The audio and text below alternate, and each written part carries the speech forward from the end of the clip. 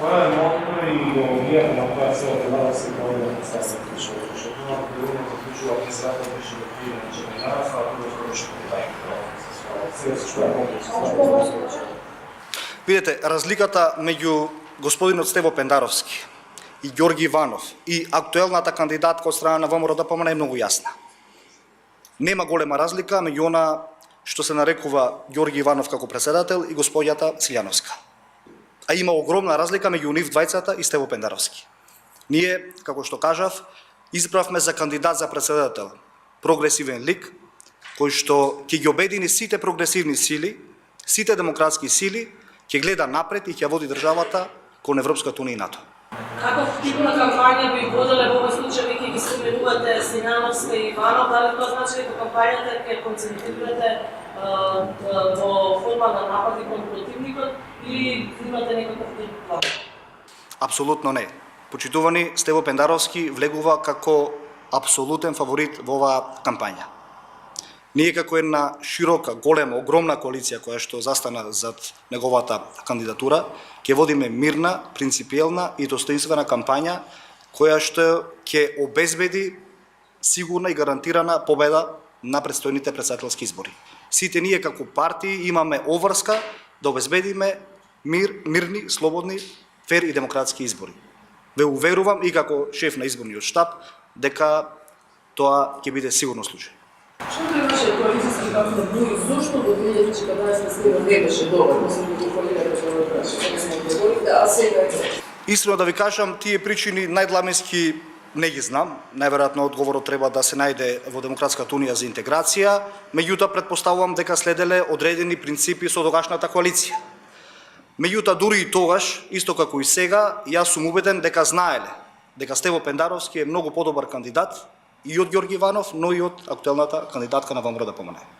Господин Пендаровски, како би се практички получени тази информација, има ли да се средства на актуелна ДПМН? Видете, ние сме отворени за лидерски средби, за средби на најразлично ниво, за сите клучни прашања кои што ќе унапредат нашата држава, и во делот на правосудството, и во делот на унапредување на нашите демократски процеси кои што ги тераме веќе подолго време.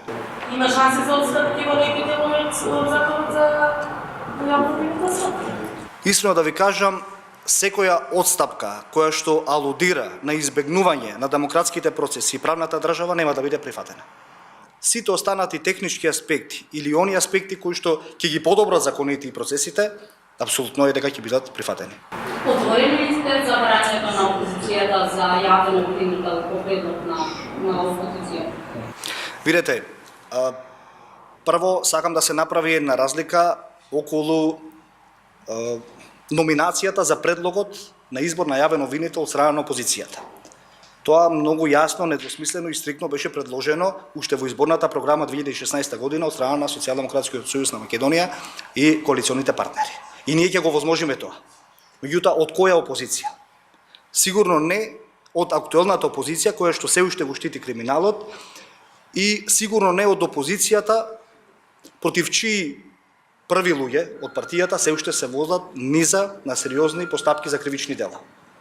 Кога ќе се откажат од тие ликови против кои што се водат вакви сериозни постапки за кривични дела и кога ќе завршат сите судски постапки околу истите, ние сме подготвени да прифатиме предлог за јавен обвинител од страна на опозицијата.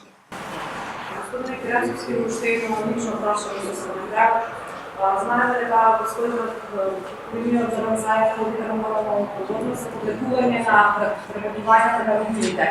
Вие го подкрепите вашиот дедо од пребивањето, но остана вашата сестра и баба. Како планирате напред да поставите? Вклучно пред дека има и комисија која што искажува риските развивање и развитие. Видете, апсолутно. Комисијата за истражување на процесот на вработување на сите оние кои што на некој начин се спорни за јавноста, за медиумите, за сите останати, е иницирана од наша страна и комплетно со сите ресурси стоиме позади истата. Нашиот став е многу јасен. Ние направивме одреден чекор на повлекување на оние кои што според вас се наши блиски, а се вработени во јавните институции, само како морален чин. процедурата околу нивното вработување ви уверувам, а тоа ќе го потврди и Државната комисија за спречување на корупција, а и ова тело кој го споменавте, дека се кристално чисти. Меѓутоа, моралната форма сакавме да ја запасиме. Од друга страна, јас ве молам сите и како медиуми и како граѓани да бидеме внимателни околу овие процеси. Значи, никој не сме и нема да дозволиме да биде привилегиран. Меѓутоа, од друга страна, никој не сме да биде дискриминиран. Ама буквално никој. Секој оној, затоа што и уставот и законите се еднакви за сите, секој оној кој што има намера да се вработи некаде, дајте да му возможиме соодветна процедура, па макар и јавна, тоа свое право на вработување да го исполни. Ако утврдиме дека некој е вработен вон принципите, законите, критериумите на соодветната институција, истиот нормално е дека ќе биде отпуштен, а функционерот, негов ближен, ќе бараме оставка од истиот. Дали другите родини ги повечите или ќе чекате да се утврдат?